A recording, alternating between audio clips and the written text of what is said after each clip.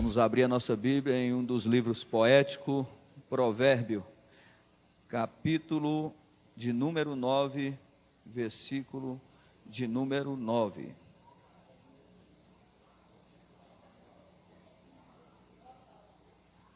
Provérbio, capítulo 9, versículo de número 9. Quem encontrou, diga amém. Amém.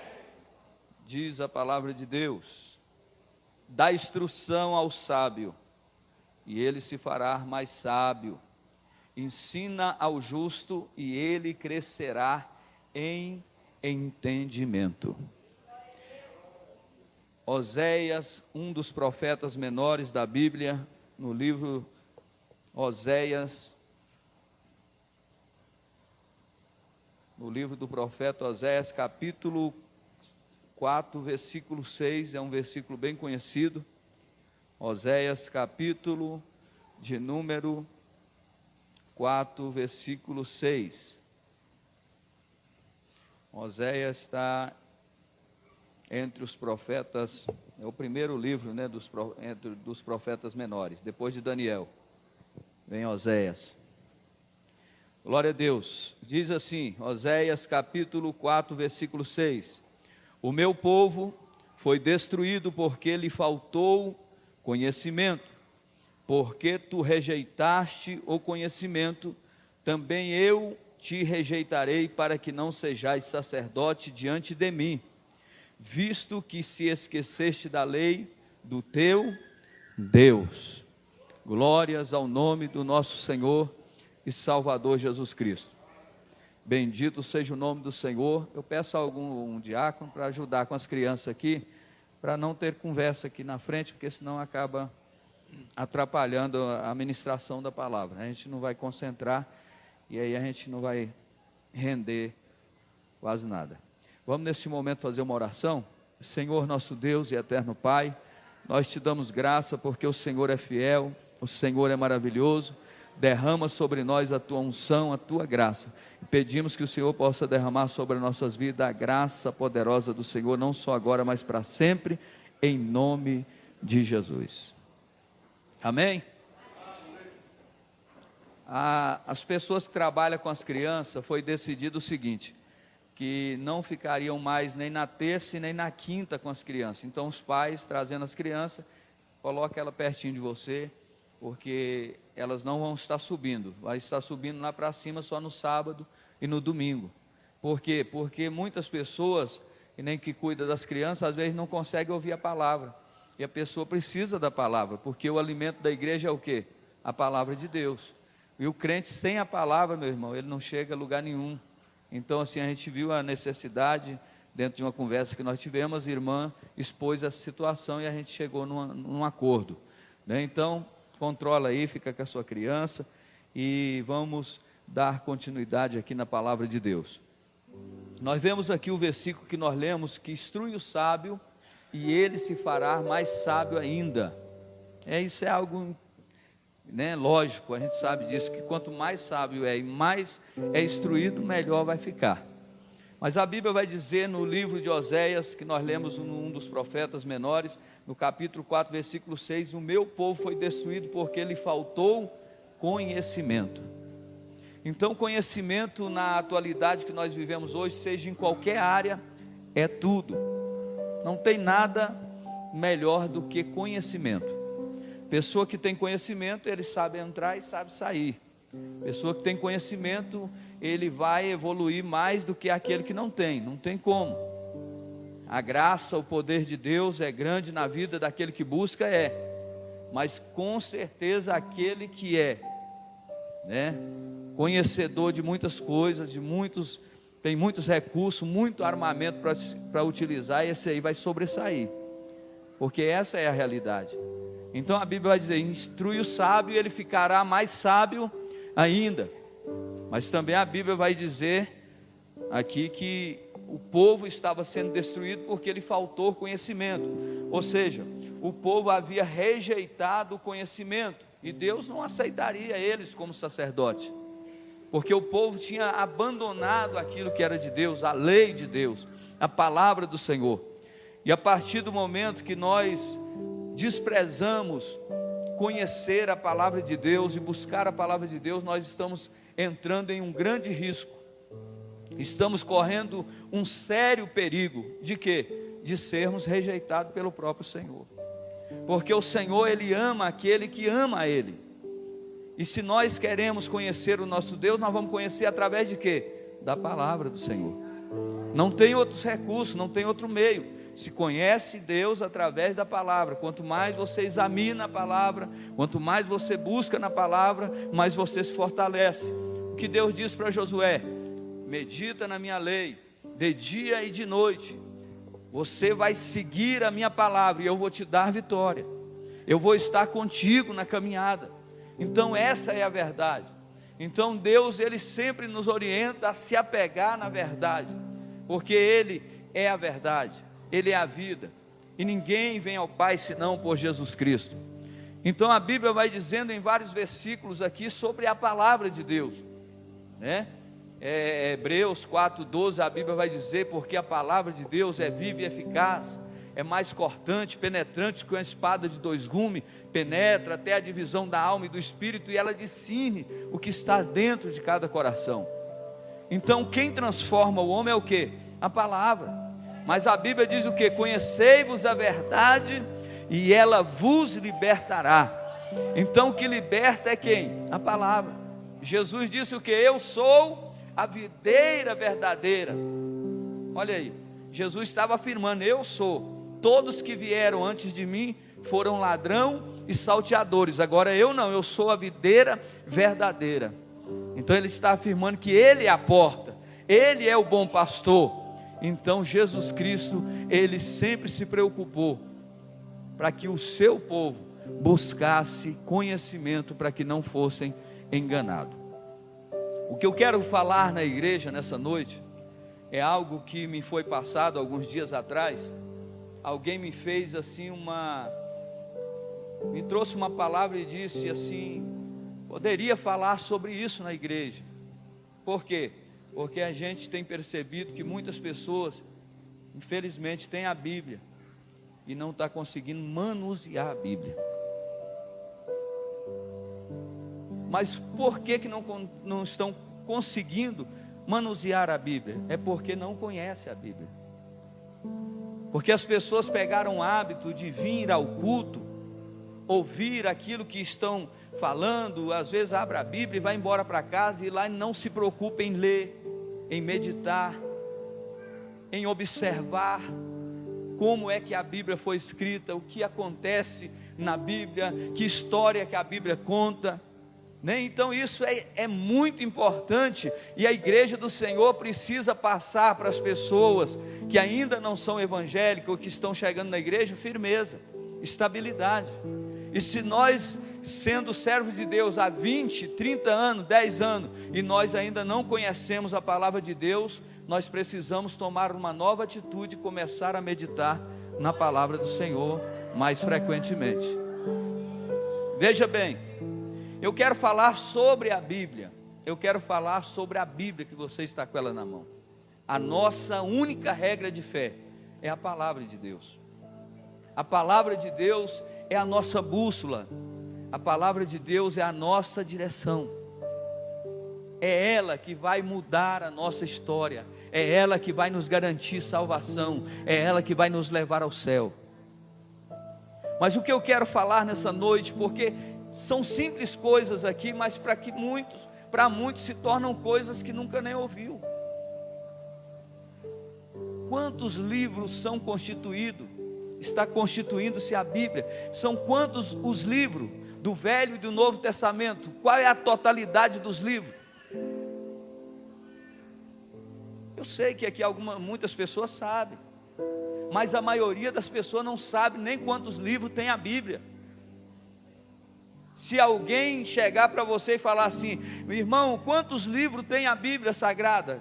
A Bíblia protestante, porque não vamos falar da católica, porque ela tem 7 livros a mais. Aí alguém não vai ter resposta, uma coisa simples. A Bíblia, ela tem 66 livros. 66 livros, sendo 39 no Velho Testamento e 27 no Novo Testamento. Então a Bíblia é constituída de quantos livros? Fala mais uma vez, 66. Se você tiver uma caneta aí, talvez é algo tão simples, anota. Agora, se você já sabe, já gravou na mente, glória a Deus. Mas se você não sabe disso, a Bíblia tem quantos livros nela? Tem 66. São 39 livros no Velho Testamento e 27 no Novo. Oh, pronto, você já tem uma resposta. Porque senão alguém vai dizer assim, mas esse crente, eu perguntei para ele quantos livros tem na Bíblia, ele não sabe, tem mais de 20 anos que ele me chama para a igreja. Vai ficar ruim. E ainda mais quando se trata de um obreiro, de um pastor, aí é que o negócio fica apertado, porque eu não estou falando aqui a novos convertidos, não. Novo convertido passa por discipulado, está lá no leitinho ainda, mas eu estou falando aqui para todos nessa noite. Claro que o novo convertido, mas estamos cobrando algo aqui e mostrando o caminho certo para quem é conhecedor da verdade e por muitos anos já frequenta a igreja. Mas por que essa pessoa, ela não sabe que a Bíblia é constituída de 66 livros, 39 no Velho, 27 no Novo? Por quê?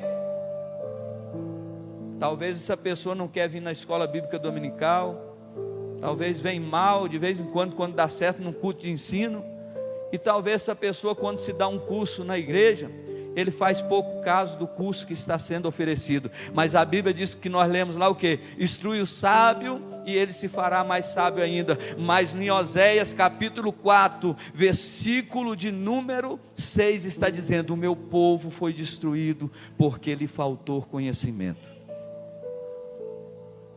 É uma coisa tão ruim, irmão. É claro que ninguém é obrigado a saber tudo da Bíblia, mas é tão ruim quando alguém pergunta uma coisa para a gente não tem resposta. Mas é tão bom quando ela pergunta e você é útil para aquela pessoa, e ela diz: tirou uma dúvida para mim, porque eu realmente não sabia disso.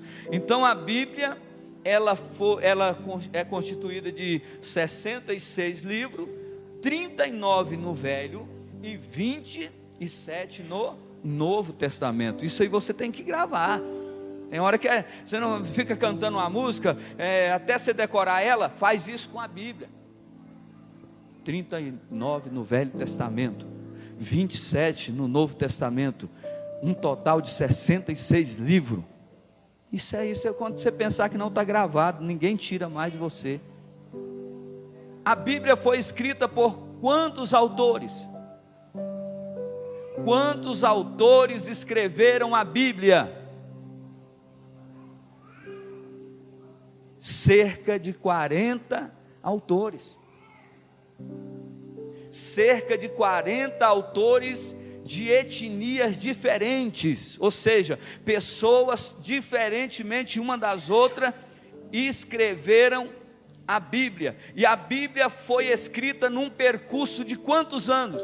1600 anos, aproximadamente 1600 anos, do Velho e do Novo Testamento, deu-se um período de 1600 anos. Essa é uma regra básica da introdução bíblica. Se você fizer um curso chamado Introdução Bíblica, você vai aprender todas essas regrazinhas aqui, e muito mais coisa, que vai servir para te dar direção, para te levar adiante. Você que quer ser um pregador, é fundamental conhecer a Bíblia. Você que quer ser um grande homem ou uma mulher de Deus que vai fazer obra missionária, você precisa e necessita de conhecimentos bíblicos, porque se nós não fizermos isso, nós não vamos chegar a lugar nenhum, gente. Mas o povo quer mais é o movimento, é sapatear, é falar em mistério, nada contra isso, mas conhecimento é essencial na vida da igreja, porque o que fortalece a igreja, que traz vida para a igreja e que faz uma igreja ser madura é conhecimento da palavra de Deus. Se nós observarmos a palavra Bíblia, ela vem do grego, que quer dizer livros. Então a palavra Bíblia vem do grego, que no plural é biblion, ou seja, livros, muitos livros. Então isso é a Bíblia, um conjunto de livros. Eu gostaria de ler aqui algo aqui para a igreja a respeito da Bíblia.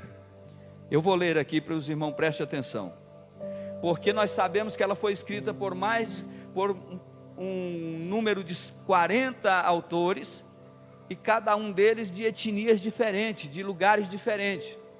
Olha bem o que diz: ela foi escrita por reis, ela foi escrita por camponeses, filósofos, pescadores, poeta, estadista e estudiosos. A Bíblia foi escrita por um grupo muito maior, mas eu vou passar aqui algumas pessoas que estão na Bíblia, para que os irmãos entendam como foi diversificado essas pessoas. Moisés, um líder político que estudou na Universidade do Egito. Olha aí, Moisés, ele foi uma das pessoas que ajudou a escrever a Bíblia. Pedro, era o que era Pedro? Um pescador. Está vendo? Alguém fez faculdade, o outro é um pescador, mas que também escreveu a Bíblia. Amós era o que? Um boiadeiro. Olha aí, ele está lá relacionado entre os profetas menores, e ele era um boiadeiro, assim como o pastor Roberto, que também veio da roça, né? Então Deus foi usando o que? Pessoas de lugares diferentes, de culturas diferentes e de um conhecimento diferenciado. Por que a Bíblia faz isso? Para mostrar que Deus não faz acepção de pessoa. Deus usa, assim como usou essas pessoas, Ele usa você também. Não é porque você não cursou a faculdade, não. Se você quiser ir buscar no Senhor, e através do Espírito Santo, você pode ter certeza que você será uma grande mulher de Deus, um grande jovem do Senhor. Josué era o que? General. Olha aí, Josué. Também Neemias, que era um copeiro do rei. Neemias, copeiro do rei. Daniel, que era um diplomata. Daniel era alguém que tinha uma grande posição naquela época. Lucas, médico. Olha aí, Salomão, Davi, reis e poeta, também escreveram. Se nós olharmos aqui, Mateus era um cobrador o quê? De impostos, também escreveu. Paulo era rabino, também escreveu, inspirado pelo Espírito Santo. Esdra, escriba e sacerdote, também escreveu. Então nós estamos vendo aqui que pessoas de tempos e datas diferentes, porque a Bíblia não está cronologicamente escrita em sequência, porque tem livros que estão no meio que foram escritos primeiros. Então ela não está, ela foi organizada, porque antigamente a Bíblia não existia nem versículo e nem capítulo, era só as escritas. Aí então fizeram a divisão da Bíblia em capítulo, em versículo, né? E a gente tem hoje uma facilidade para encontrar, é tanto que a gente fala assim: fulano, o livro de Oséias, tal, e você já vai contra. Então facilitou, porque naquela época era bem mais complicado, não tinha essa facilidade que nós temos hoje. Mas vamos falar mais sobre a Bíblia. Escrito em diferentes lugares. No deserto, a Bíblia foi escrita no deserto, nas masmorras, nos palácios de Suzã, na Pérsia, na prisão, em viagens, na ilha, em uma ilha, exilado, escrito em diferentes condições e circunstâncias. Foi escrita a Bíblia em tempos de paz, em tempos de guerra, em tempos de alegria e em tempos de profunda tristeza, em tempos de liberdade e sob cativeiro. Olha aí, talvez você pense que a Bíblia foi escrita numa mesa bonita. Não, ela foi escrita em diversos lugares por diferentes pessoas, e cada uma delas passavam por uma dificuldade. Daniel, olha lá, foi lançado na cova dos leões. João estava ilhado na ilha de Pátimo, e Deus, o Espírito Santo, porque a gente fala autor, dá cada livro como autor Paulo, Pedro, Mateus, mas na verdade eles são autores porque Deus usou eles, mas eles são apenas escritores, porque só existe um autor, que se chama Deus. A Bíblia foi escrita somente por homens, mas o autor de todas as palavras narradas foi Deus. Então o autor da Bíblia inteira se chama Deus. É tanto que a Bíblia, se você olhar ela, de Gênesis a Apocalipse, você não vai encontrar nela confusão. Ela tem um começo, um meio e ela tem um fim. Quem é capaz de, em lugares diferentes, escrever se não estiverem tomados pelo Espírito Santo e fazer uma obra tão bela, tão linda como a Bíblia Sagrada? Então alguém disse assim: mas a Bíblia foi escrita por homens. Sim, ainda bem que não foi nenhum animal que escreveu, foi homens, mas homens inspirados pelo Espírito Santo de Deus, homens que foram escolhidos e separados para tal fim. Então isso é o que? Privilégio. Isso é o que? Bênção de Deus. É tanto que esses homens aqui vêm relatando grandes coisas, grandes obras, e a Bíblia, ela é constituída de muitas coisas: história, poesias, profecias, e cada uma dessas coisas se realizam num âmbito muito grande, no mundo espiritual, porque a palavra de Deus, para entender ela, tem que ser espiritual, irmão. A Bíblia diz que o homem natural não compreende as coisas do Espírito. O homem natural, dentro da sua inteligência humana, ele não é capaz de entender as Escrituras Sagradas, mas somente através do Espírito Santo. É por isso que quando o pregador vai pregar, se ora por ele, ele se curva, se ajoelha e diz: Senhor, pela tua misericórdia, usa minha boca nessa noite. Espírito Santo, me ajuda, porque isso é a palavra de Deus, e isso só é compreendida, só vai pregar, só vai anunciar quem verdadeiramente tem o discernimento. Agora, discernir de forma errada, muitos vai discernir. Vai fazer de forma errada, muitos vão fazer. Escrito em 3 continentes. A Bíblia foi escrita em quantos continentes? 3. Qual o primeiro deles? Ásia. Primeiro continente que a Bíblia foi escrita, na Ásia. Segundo, na África. E o terceiro, na Europa. Então, se alguém te perguntar, a Bíblia foi escrita em 3 continentes, quais são eles? Primeiro, Ásia. Segundo, África. E o terceiro, Europa. São coisas simples, mas a gente precisa saber, porque num momento ou outro você vai precisar desse conhecimento, e isso vai enriquecer a sua oratória, a sua ministração. Às vezes a gente olha aquele moço chamado, o Agrimar gostava muito de escutar ele, fala das parábolas, Palharim, John Ribe, Palharim. Então o que acontece? Ele conta umas ilustrações que mexem no coração da gente. Por que que ele tem tanto argumento, tantas palavras para dizer, tantas coisas bonitas para falar? Isso é conhecimento. Ele não fica em casa sem ler a Bíblia, sem ler um livro, sem buscar conhecimento e recurso. Enquanto muitas das vezes a pessoa está na frente da televisão lá, com o olho estatalado, assistindo 2, 3, 4 horas de filme, vai para a oração, vai para o quartinho, um lugar secreto, e começa a meditar na palavra, buscar conhecimento. Sabe o que vai acontecer? O Espírito Santo vai te revelar coisas. Quando você chegar aqui e receber a oportunidade, sabe o que você vai fazer? Você vai estar quase explodindo de alegria. Quando você chegar e abrir a boca, os irmãos vão dizer: aonde é que ele está descobrindo tanta coisa bonita? Aonde é que ele descobriu essa palavra? Que palavra bonita, forte. É porque ele está estudando.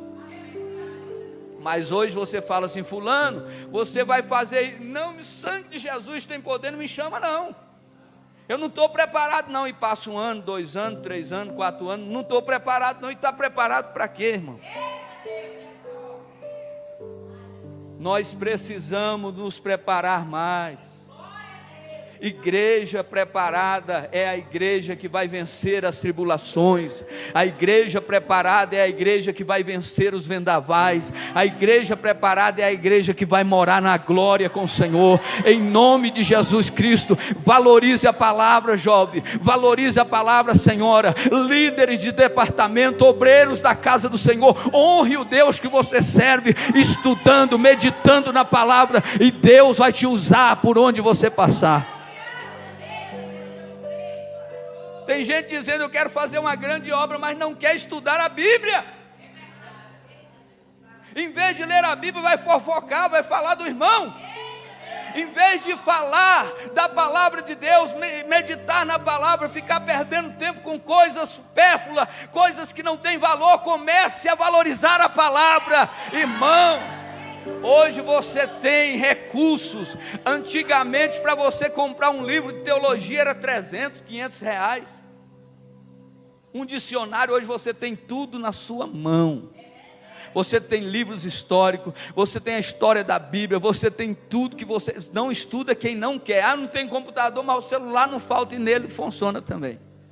Busca recurso, lê na palavra, busca lá fora, traz para cá e Deus vai começar a mudar o seu pensamento e a sua forma de agir. Então, ela foi escrita em 3 continentes: a Ásia, a África e a Europa. A Bíblia, ela foi escrita em 3 idiomas. Quais são eles? Alguém fala? Hebraico, aramaico e grego. A Bíblia foi escrita em 3 idiomas: hebraico, aramaico e grego. O hebraico e o aramaico usavam-se mais no Velho Testamento. Já no tempo de Alexandre o Grande, aquele grande conquistador, já começava a aparecer essa língua chamada hebraica. Hebraica não, grego. O grego, ele era muito utilizado no tempo de Jesus para a linguagem comercial. Ou seja, como entravam muitas pessoas e saíam, eles usavam essa linguagem chamada, falava-se no grego. Então era a forma deles comunicar, embora que os judeus em Jerusalém ainda falavam em aramaico. Entre as famílias, a comunicação deles era em aramaico.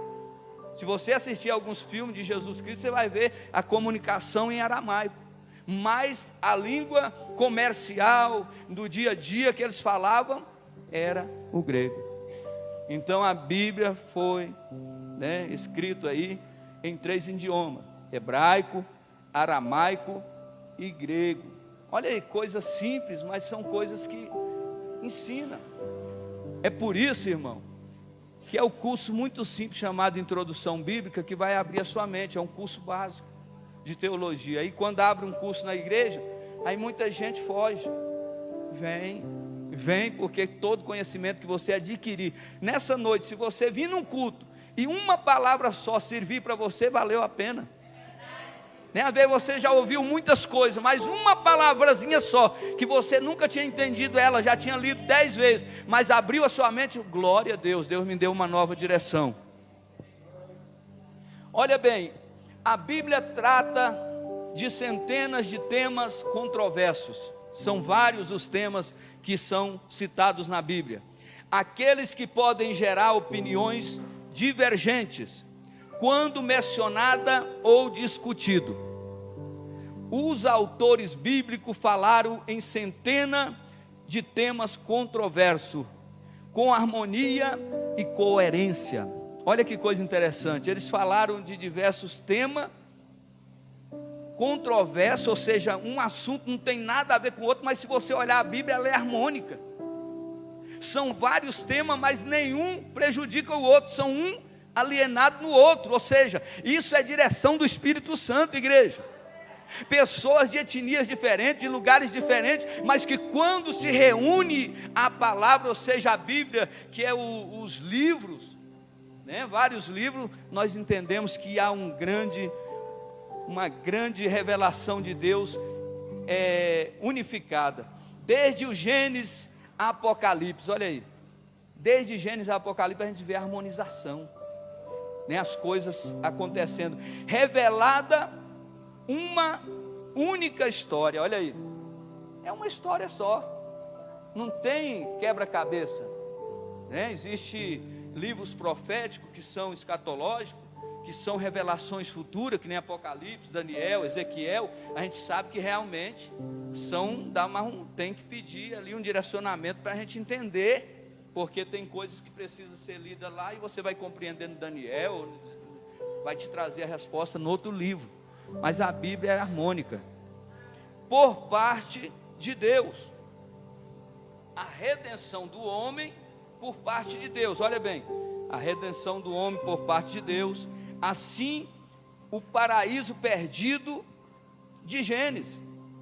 Então há uma harmonia. Agora veja bem, se tornar o paraíso, se torna o paraíso recuperado no livro de Apocalipse. Ou seja, o paraíso que se perdeu lá no Gênesis é recuperado no Apocalipse.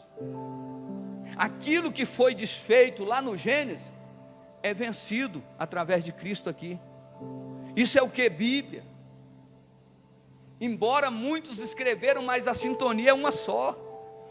A gente entende e a gente fica perguntando. Tem hora que eu fico diante da Bíblia e falo: meu Deus, mas que sabedoria é essa? Que capacidade foi essa de homens serem usados de tal forma pelo Espírito Santo para fazer? Isso é coisa de Deus, é obra de Deus, é obra-prima, é algo que Deus fez exclusivo e beneficiou a igreja, dizendo: você não vai andar por aí perdido não, você vai ter um manual nas mãos. É claro, para que esse manual chegasse na nossa mão, deu trabalho, viu? Foram escondidos em cavernas, porque a Bíblia ela foi escrita em pedras, em cerâmica. As escritas antigamente eram em pedra, cerâmica. Depois passou para uma planta aquática que se dava muito no Nilo, chamado papiro, e também começou, já melhorou mais um pouco as escritas. Depois veio os pergaminhos, que era de couro de animais, bezerro, carneiros. Então ali já era algo mais sofisticado.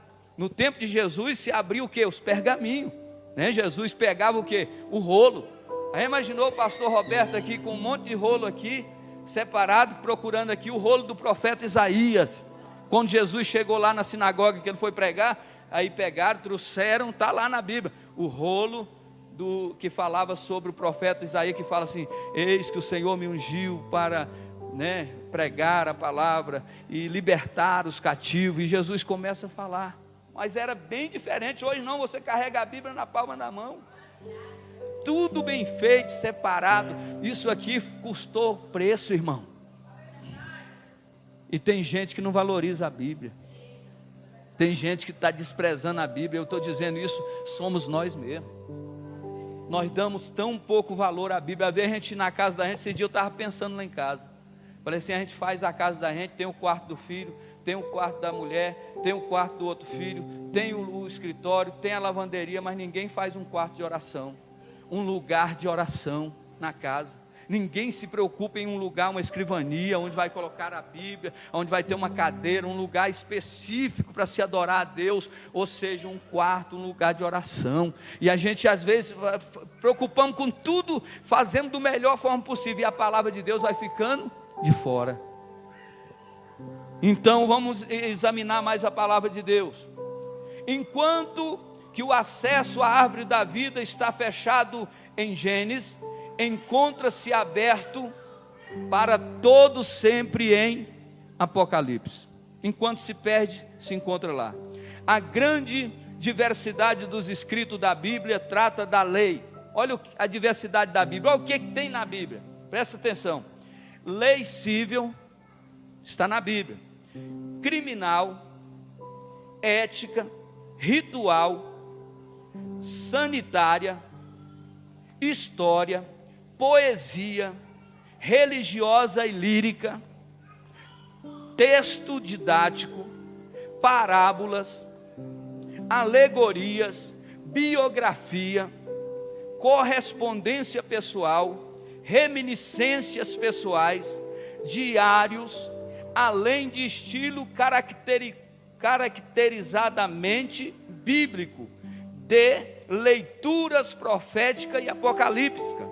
Então nós vemos aqui que a Bíblia, ela tem uma regra de leis dentro dela, muitos assuntos, fala sobre lei, fala sobre ética, ela traz aí um resumo. Isso tudo é o que? Bíblia. E isso serve para quê? Para que a igreja seja edificada, para que a igreja seja orientada. Está faltando o que é ética? A Bíblia ensina sobre ética. Está faltando sobre poesia? A Bíblia também tem as poesias. A Bíblia nos ensina, é o manual da igreja para que a igreja possa vencer. Por tudo isso, a Bíblia não é uma simples antologia. Existe unidade que dá coesão ao ato todo. Uma antologia é compilada por um antologista, mas nenhum antologista compilou a Bíblia, ou seja, a Bíblia é algo irreparável. Muitas coisas já foram mudadas, mas a Bíblia não muda. Muitas coisas precisa fazer alteração, a Bíblia não. Agora me explica isso aí. E lá em Apocalipse, no final é bem claro, que se alguém colocar e acrescentar alguma palavra ou tirar, lhe será tirado o direito de morar na glória. E se alguém acrescentar todas as pragas que estão nesse livro, sobrevirão sobre quem acrescentar. Então a Bíblia, meus queridos e amados irmãos, olha bem, a teologia é a única em circulação. A Bíblia tem sido lida por mais pessoas e publicada em mais línguas do que qualquer outro livro.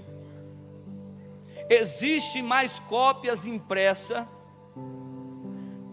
de toda a Bíblia e mais porções e seleções do que qualquer outro livro da história. Então nada se compara à Bíblia. A Bíblia é recorde em venda. A Bíblia é o livro mais lido de toda a humanidade. Nada se compara, nada nem chega perto. Quando você vê um livro aí de Edir Macedo, de fulano de tal, um livro que foi lá e não chega nem perto, porque essa obra é a obra que o próprio Deus fez, a obra que o Senhor mesmo fez. Em termos absolutos, não existe qualquer livro que alcance ou menos comece a igualar a Bíblia. Em termos de circulação, a Bíblia circula dia e noite. A Bíblia entra, sai, a Bíblia é vendida, é publicada, é traduzida, pessoas, traduções diferenciadas, e aí a Bíblia vai se expandindo na linguagem de hoje, Bíblia de Almeida corrigida, Bíblia Pentecostal, Bíblia Sheldon, Bíblia Scofield, e assim vai enumerando, e não para, porque essa palavra ela é viva, esta palavra é viva. Agora, aonde foi impresso o primeiro livro?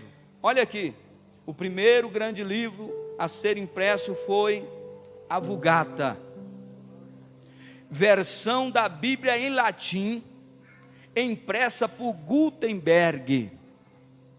Gutenberg, essa Bíblia ficou conhecida como a Bíblia de Gutenberg, em 30 de setembro de 1452, foi a primeira Bíblia impressa, chamada Bíblia de Gutenberg, lá na Alemanha. E daí para cá, meus irmãos, só sucesso. Daí para cá, só vitória. Cada dia que mais, aí alguém fala assim, mas está difícil entender essa palavra. Aí a linguagem de hoje vem e mostra tudo da forma que você precisa. Aí tem até a Bíblia da mulher, para facilitar o entendimento para as mulheres. Vem marcando, vem sublinhando as partes mais importantes, para que elas entendam mais, para que elas fiquem mais atentas. E aí tem a Bíblia de estudo, de vários temas, que vem nos facilitando muito. Então só não aprende quem não quer. Essa é a realidade. E o povo hoje tem desprezado a Bíblia. O povo hoje é uma louvozaiada, menino, é só louvor. O povo canta igual cigarro. É igual cigarro. A cigarra ela canta até morrer, fica só a casca dela seca lá, e ela fica lá dentro. Ela morre cantando. Tem crente que é assim: eu nasci para cantar. Meu irmão, em nome de Jesus, quando vier na frente, em vez de cantar, traz uma saudação. Lê um versículo da Bíblia, porque rios de água viva vão jorrar sobre a tua vida. Aí, o fulano de tal está com a oportunidade. A harpa cristã. Aí, foi na cruz, é benção, mas traga um versículo, uma passagem, uma reflexão. Na sua saudação, seja uma pessoa que não vai entrar num formalismo, senão a gente fica muito aquela coisa, já sei o que ele vai falar. Tem gente que canta o mesmo hino, quando entra lá o irmão, antes de tocar, ele já sabe qual é o hino que vai tocar. E tem gente que só lê um versículo da Bíblia. Tinha um irmão que cantava um hino que falava assim: os meus olhos procurarão os fiéis da terra. É um salmo, mas só era esse hino. Quando ele falava, o irmão João está com a oportunidade, ele cantava o hino: meus olhos procurarão os fiéis da terra, e acabou. Ele cantava aqui de manhã, meio-dia, de tarde, e não evoluía. Parece que para no tempo, a pessoa não quer aprender. Jesus quer te dar o melhor. Jesus quer me dar o melhor. Agora, mas o pastor Roberto veio da roça, está aí pelejando. Eu não sou nenhum entendido não, irmão, mas eu tenho a minha obrigação de ir buscando, aprendendo. Isso aí é algo de cada um de nós. Nós precisamos nos esforçar, porque nós falamos aqui que a salvação ela é individual, não é? E também cada um deve levar o quê? Sua cruz. Sabe por que a obra é pesada? É porque muitos estão acomodados. Sabe por que muitas vezes tem que trazer pregador de fora? Porque dentro da igreja ninguém quer interessar pela palavra. Aí vai pregar, fica conversando asneira, contando história da carunchinha. E púlpito, altar não é lugar de falar besteira, é lugar de pregar a palavra de Deus, para que as vidas sejam libertas e transformadas. Deus quer usar você, mas começa a se interessar pela palavra.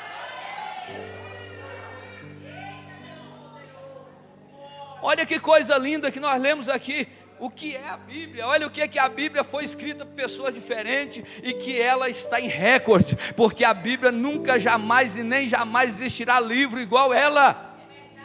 São queimadas milhares e milhares de Bíblias, mas quanto mais queimam, mais Bíblias são.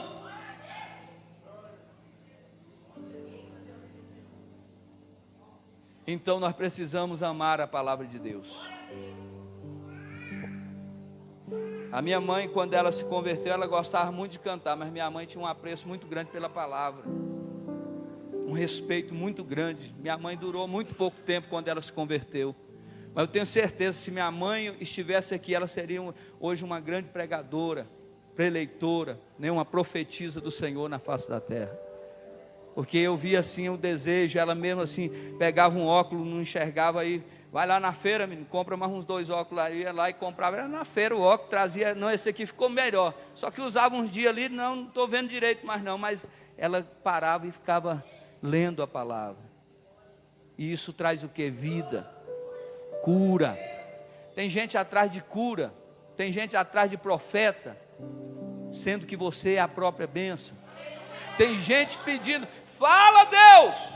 A boca de Deus, 66 livros, quando você ora e apresenta diante dele, fala: Senhor, eu preciso ouvir a tua voz. Quando tu abre e coloca a sua mão aqui, ele fala. Ele fala.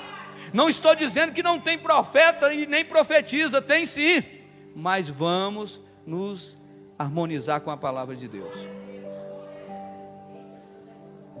Então deixa eu te falar uma coisa. Essa linda Bíblia que nós temos, ela é dividida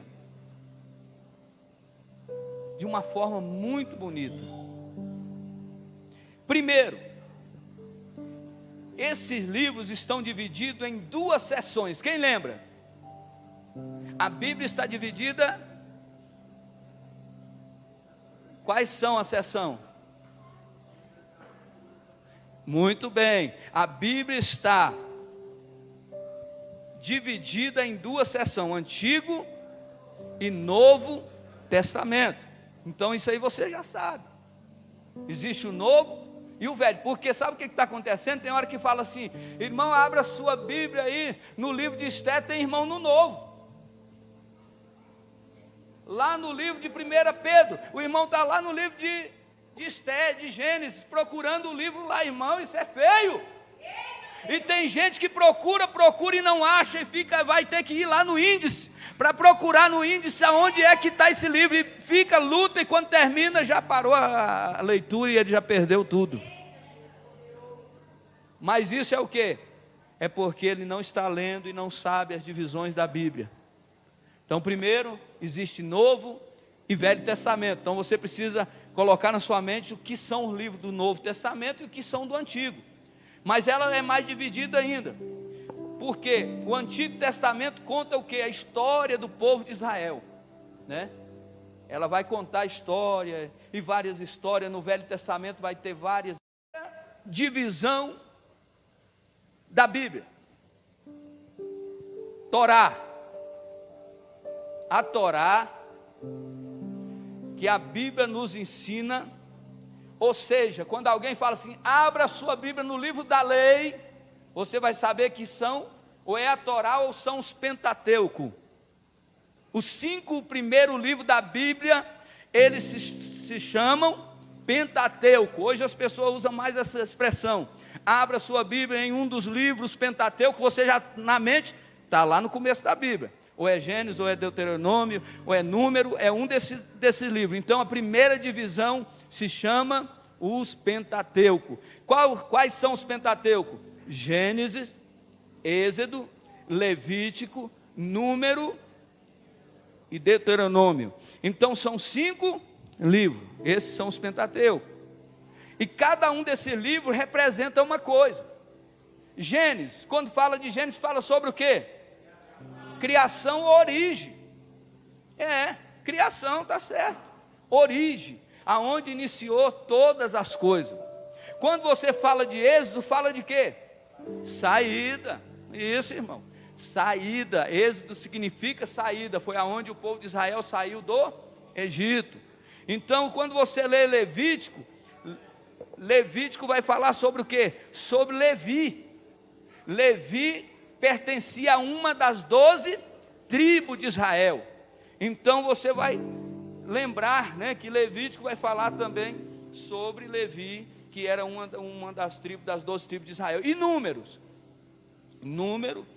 durante os 40 anos andando no deserto, foi promovido o censo para a contagem do povo. Então, quando nós lemos Número, e se nós, um dia na escola dominical caiu até uma questão parecida, que Deus ordenou que contasse o povo. Aí alguém falou assim, mas por que Deus pediu para que contasse o povo? Por quê? Porque era caminhada no deserto com 700 mil homens, e além de mulheres e crianças, quase 2 bilhões de pessoas andando, 2 milhões de pessoas andando, não era pouca gente, quase 2 milhões, é muita, 1.600, 1.500, 1.400 pessoas andando no deserto para tomar conta dessas pessoas, não é fácil. E muitos eram pegos pelo inimigo que ficavam para trás. Os amalequitas, naquela época, eles usavam a estratégia de pegar os que estavam cansados atrás, e matavam, roubavam, saqueavam. Então, meu querido, ande na frente, não fique para trás. Tem gente que só anda na ponta da fileira. O que aconteceu lá? Como é que foi o culto? Uai, será que tem culto hoje? Nem sabia. Então tem gente assim que está correndo risco de vida.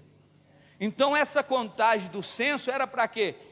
Vamos supor que Josué perdeu a guerra. Então Deus ordenava, reúne lá, Davi perdeu a guerra. Deus ordenou que reunisse o povo. Quando ele reunia o povo e contava o povo, o que eles percebiam? Que no meio daquele povo tinha muita gente estrangeira, ia se infiltrando e trazendo costumes pagãos para dentro do povo, da comunidade de pessoas, e isso atrapalhava. Então o censo era para contar e ver se tudo estava em ordem, quantos tinha perdido, quantos que ainda estavam ali, como que estava sendo o foco de cada um. Eu creio que havia uma entrevista, uma conversa, por família, por clã, né? Então isso era reunido, aquelas pessoas. Então o número Quando fala números, fala sobre esse censo, que Deus, né, pedia durante a caminhada no deserto, para que fizesse também a contagem do povo, para saber como o povo estava. E Deuteronômio significa recapitulação, os 3 discursos de Moisés. Então, o livro de Deuteronômio vai recapitular os 3 discursos de Moisés. Então vai falar, né, das mesmas coisas que Moisés fez. E quem é autor do livro dos Pentateuco? Pode falar, irmão. Moisés. É bom você falar isso, porque você não vai esquecer quem foi o autor, quem escreveu, quem é dada a autoria. Moisés. Os 5 livros é de autoria de Moisés. Primeiros do Antigo Testamento é dividido em Pentateuco, primeiro. Segundo, livros históricos. Os livros históricos. Livros históricos são Josué, Juízes, Ruth, 1ª e 2ª Samuel, 1ª e 2ª Reis, 1ª e 2ª Crônica e Esdra, e Neemias, Esté. Então esses são, até Esté, são livro histórico. Então quando você vai ler aqui, você vai ler história dos reis, você vai ler histórias que aconteceu, do que Davi fez com Golias. Você vai entender que quando alguém dizer assim, abra nenhum dos livros históricos, você já vai entender o quê? Quais são os livros que estão lá.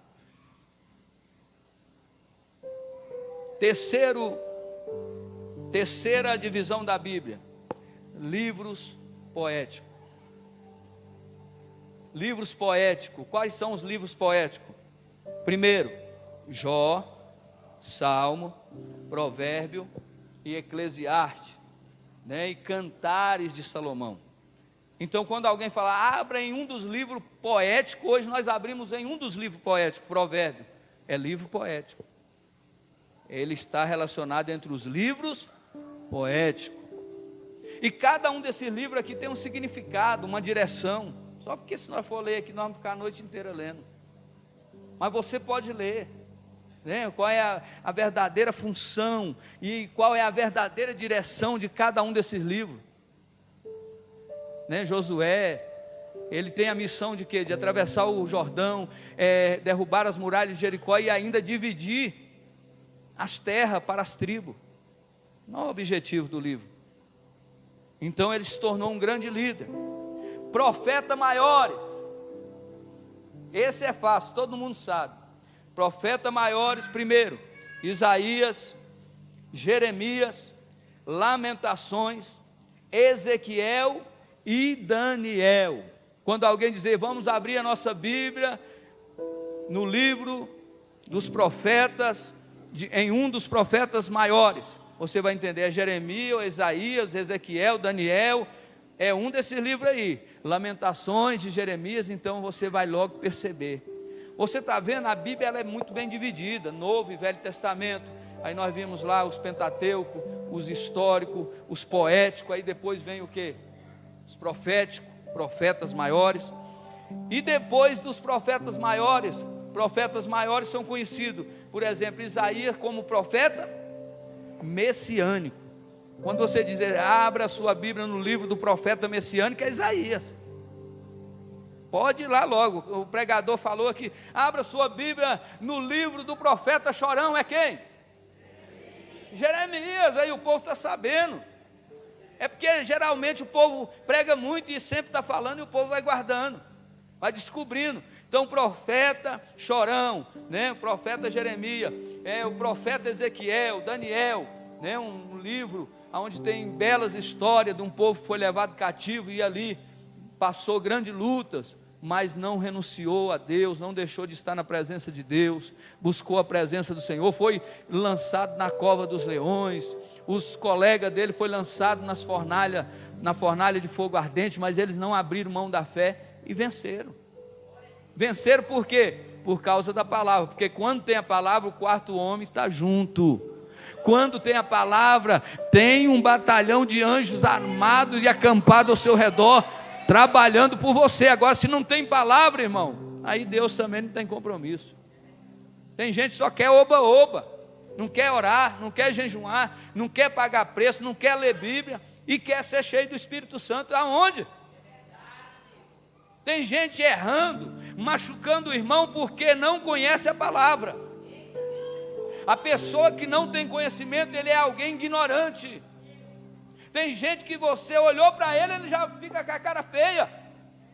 Mas uma pessoa que adquiriu conhecimento, muitas das vezes ele estando certo, ele vai dar lugar à ira do irmão.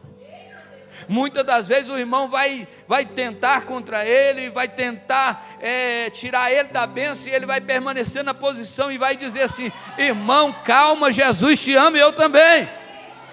Por quê? Porque essa pessoa adquiriu conhecimento, ele sabe que aquilo ali é o inimigo que está trabalhando, mas a pessoa que não tem conhecimento, ele já entra com a ignorância, quer briga. Então, em nome de Jesus, profeta maiores, Isaías, Jeremias, Lamentações de Jeremias, Ezequiel e Daniel. Esse livro aqui que nós vamos falar agora é onde a igreja mais se perde, é os profetas menores. Quando fala nesses profetas menores, não é porque eles são inferiores aos maiores, não, é porque a leitura e o que eles falaram foram bem mais compactados, menos coisa. Mas às vezes a pessoa fala, profeta maior, é grandão, não é isso não. É só a colocação e a divisão, mas todos têm o seu papel fundamental, assim como na igreja. Na igreja tem o pastor aqui não é maior do que ninguém não. Quem disse? O pastor tem privilégio, o irmão que toca é melhor do que eu. Não, diante de Deus nós somos todos iguais. Porque aquilo que eu faço, você pode não fazer, mas aquilo que você faz eu não consigo fazer. Sabe o que é isso? Habilidades, ferramentas e dons que o Senhor dá para quem Ele quer. Às vezes o irmãozinho que senta lá no último banco, quando dá um glória, irmão, o poder de Deus contagia a igreja. Porque o que é isso? Isso é a mão de Deus. O irmãozinho lá que quando começa a falar de Deus, o fogo cai.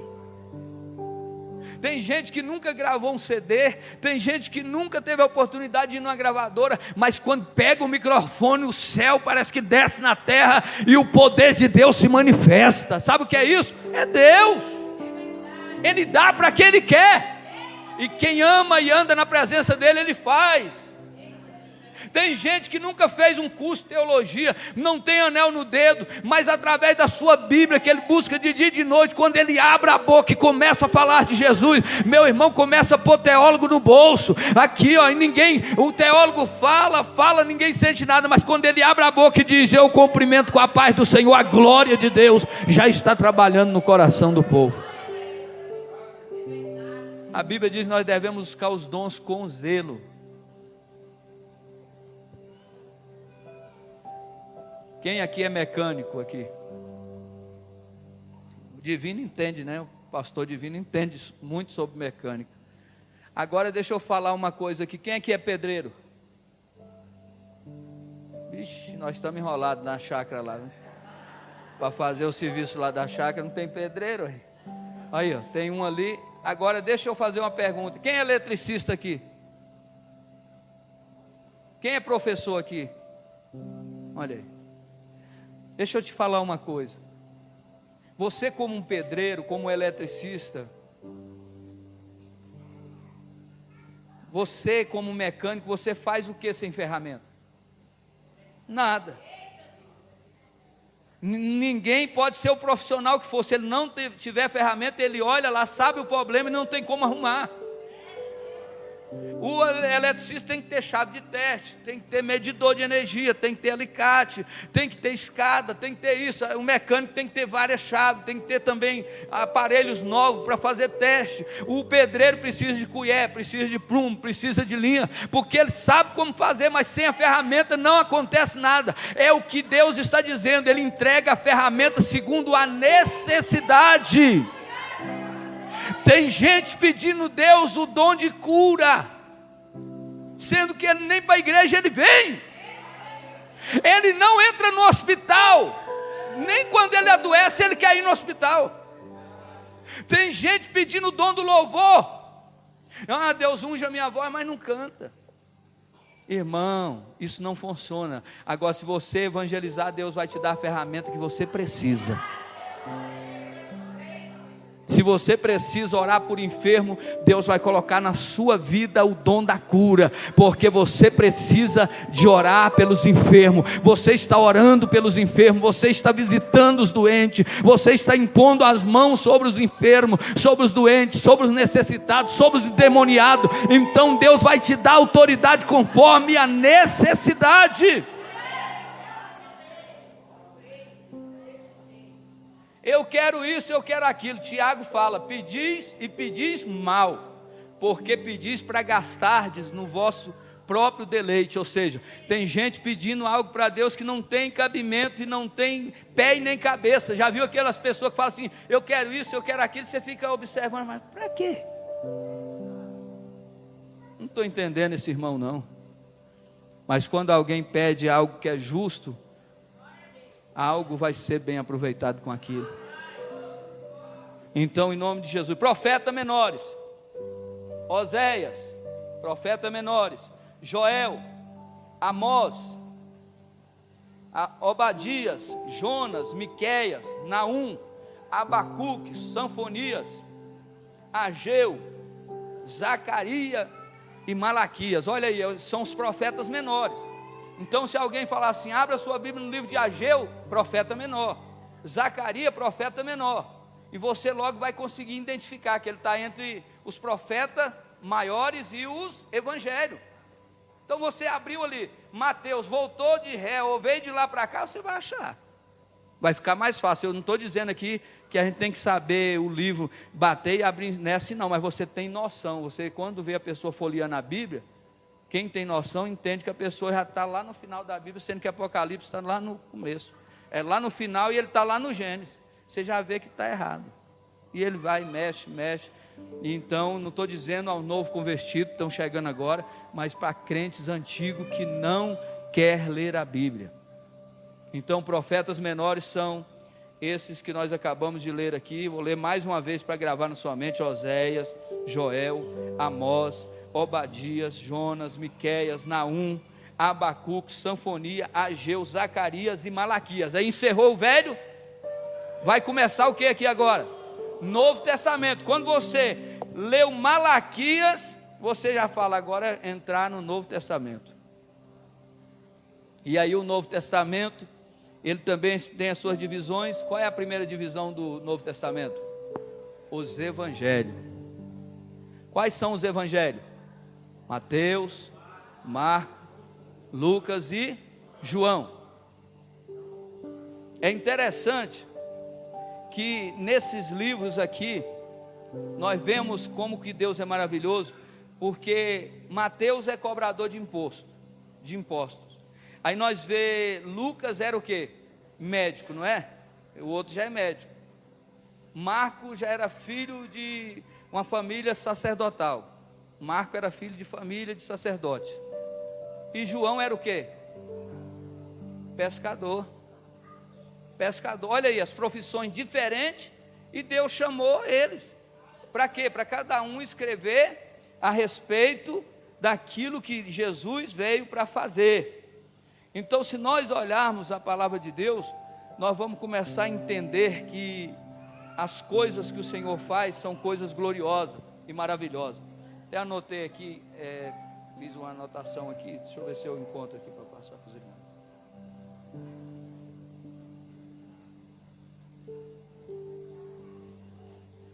Então, primeiro, esses 4 evangelhos são os evangelhos que iniciam o Novo Testamento. Vocês sabem que tem 3 deles que são reconhecidos como livros sinóticos. Quais são os livros sinóticos dos evangelhos? Mateus, Marcos e Lucas. Por que eles são considerados e conhecidos como sinóticos? Porque eles são parecidos. Se você lê Marcos, a tempestade, por exemplo, Jesus acalma a tempestade, no próprio livro já dá referência em Lucas e em Mateus. porque eles são parecidos, então são conhecidos como livro sinótico. Mas qual desses livros sinóticos foi ensinado na escola bíblica dominical, nesse ano que passou? Qual deles são a coroa dos livros sinóticos? Quem lembra? Entre esses 3 livros que são parecidos, um deles é coroado de uma forma mais explicada: Lucas. Então, o livro considerado como uma coroa, um livro que está acima dos livros na explicação, não é porque é melhor, é mais detalhista, é o livro de Lucas. Então, ele é a coroa dos livros sinóticos. Então, quando você vê alguém falar, abra sua Bíblia em um dos livros sinóticos, você já sabe, é Mateus, Marcos ou Lucas. Se você ler João, João não tem nada a ver com os demais livros. Essa é a realidade. Se nós olharmos aqui, Mateus foi escrito a quem? Para os judeus. Mateus é um livro direcionado para os judeus. E Marcos, né, e ele vai anunciar Jesus como Messias prometido, né? E aqui Marcos, ele vai escrever para quem? Para os romanos. E ele vai anunciar Jesus como o Filho de Deus. Lucas, ele vai escrever para os gentios. E ele vai apresentar Jesus ao gentio como Salvador. Olha aí como é que cada um deles tem um significado, né? Se você vê aí em Ezequiel, você vai fazer a leitura, aí lá está escrito rosto de águia, de leão, né? de homem, de boi. Cada um daqueles rostos representa um evangelho. Olha como é que a Bíblia é harmônica. Lá em Ezequiel vem para cá, e quando chega aqui você tem uma linda pregação, onde o Espírito Santo de Deus vai ter liberdade para operar, e as pessoas vão ficar cheias da graça, porque o povo está cansado de blá blá blá, o povo está cansado de conversa fiada, o povo está cansado de enganação, o povo quer ouvir palavra, o povo quer ouvir a graça, o poder de Deus através da palavra do Senhor. Então não precisa enfeitar não, fala simples na palavra que Deus vai fazer grande obra através da sua vida. Então já o livro de João, ele foi direcionado para as nações. O livro de João é diferente dos outros evangelhos, né? E ele apresenta Jesus como o Cristo. O Cristo. Agora, vamos para as cartas paulinas. Terminou os evangelhos, entra as cartas paulinas. Veja bem, Romanos.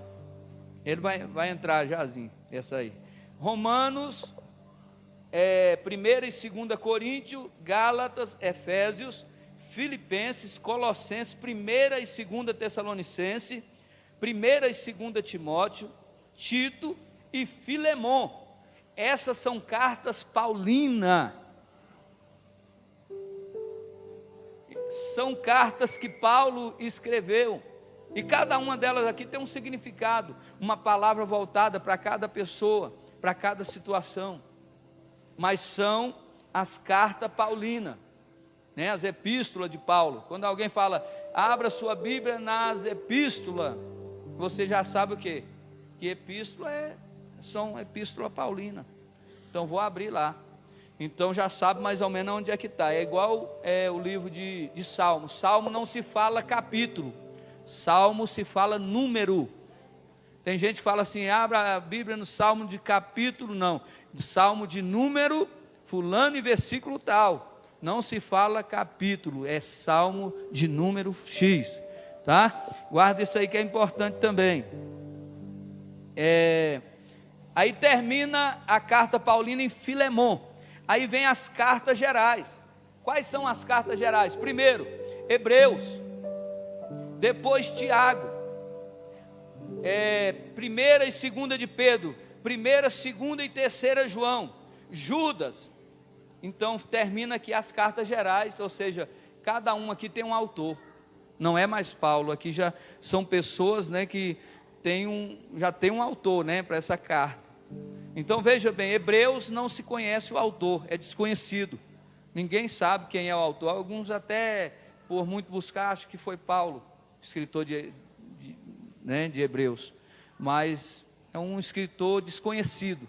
Aí alguém fala assim, abra em Hebreus,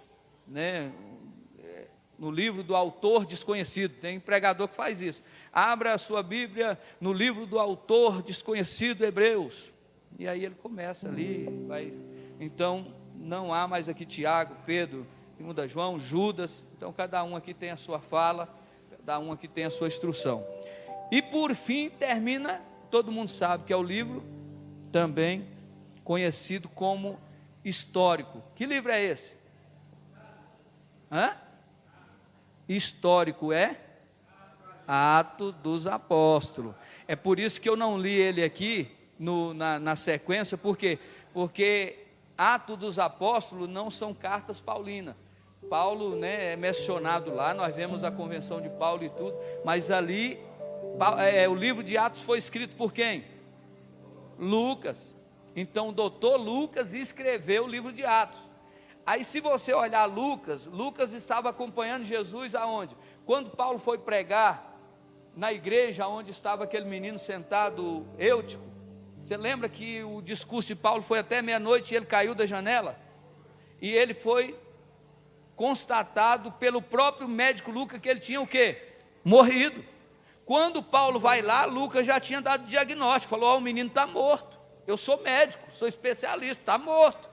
Quando Paulo falou, não, fica calmo, e abraça o menino, e traz para perto dele, e faz a oração, e aquele menino ressuscita, Lucas falou, vou voltar em Jerusalém, e vou começar a fazer aí um relato sobre esse Jesus que Paulo está pregando. Agora eu me interessei por ele, porque eu já vi muito milagre. Agora ressuscitar morto na minha frente, e eu falei que ele estava morto. Aí o que ele faz? Ele volta e começa em busca de detalhes. É por isso que ele é conhecido como a coroa dos livros sinóticos, porque Lucas buscou todos os detalhes e veio trazendo parte por parte, e assim Lucas também escreve o livro de Atos dos Apóstolos. Então também é considerado como um livro histórico que está onde? No Novo Testamento.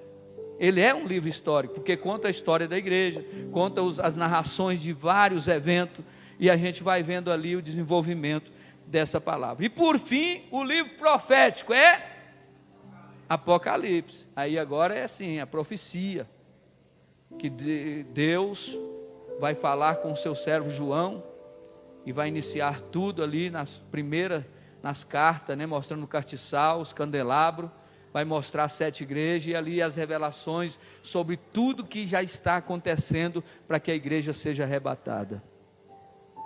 Eu quero que você, em nome de Jesus, meu irmão, abrace a palavra de Deus. Eu fiz aqui algumas anotações aqui simples, bem rápidas também, para passar para a igreja. O Velho Testamento, quem sabe aqui onde é o menor versículo no Velho Testamento? E o menor versículo, ele está em Êxodo, capítulo 13, viu? Êxodo 20, capítulo 13. Se o irmão abrir aí, leia. Esse é o menor versículo do Antigo Testamento. Agora deixa eu te falar uma coisa, a Bíblia Almeida e Revista Atualizada, nessa Bíblia, só nela, presta atenção, nesta Bíblia, Almeida e Revista Atualizada, está escrito o que aí? Não matarás. Então é o menor versículo. Se você for no Novo Testamento, porque muita gente diz, João 11:35, que fala o que? Jesus chorou, mas lá tem 11 ou 12, e aqui só tem 10, lá é 11, então esse é o menor versículo do Velho Testamento e do Novo também. Agora, na Bíblia Almeida Revista Atualizada, no Velho Testamento, no livro de Jó, capítulo 3, versículo 2, está lá o menor versículo, aí ele se torna menor do que Êxodo capítulo 20, mas só que é só nessa Bíblia. Na tradução dela, ela diz assim: porém Jó Só 7 letras, aqui na outra tem 10, mas é só nessa Bíblia Almeida Revista Atualizada que fala essa versão. Leia alguém aí em Jó, capítulo 3, versículo 2, para você ver, só se alguém tiver essa Bíblia aí.